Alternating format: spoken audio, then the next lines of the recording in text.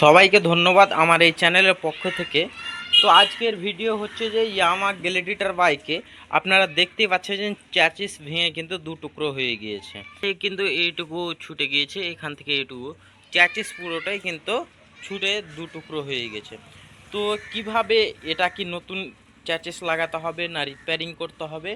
তো যদি আমি নতুন চ্যাসিস লাগাই তো চ্যাসিস পেতে আমাদের টাইম লেগে যাবে, অর্ডার দিতে হবে, অনেক টাইম লাগে। কাস্টমার বলছে না আমাকে কম খরচে রিপেয়ারিং করে দাও। তো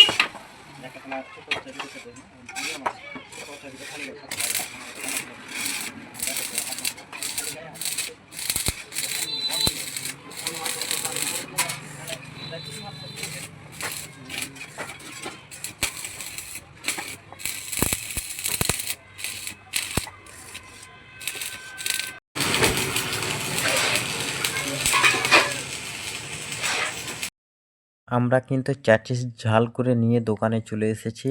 তো আপনাদের দেখাচ্ছি, দেখেন কত সুন্দরভাবে কিন্তু আমাদের স্ট্রেট হয়ে গিয়েছে, কোনো দিকে কিন্তু ব্যান্ড নেই। তো আপনারা দেখতেই পেলেন কি কত সুন্দরভাবে এখানেও পাত্তি মেরেছে, সেখানেও পাত্তি মেরেছে, কোনো জায়গায় কিন্তু সমস্যা রাখেনি। এবার আমি গাড়িটা কাস্টমারকে ডেলিভারি করে দেবো।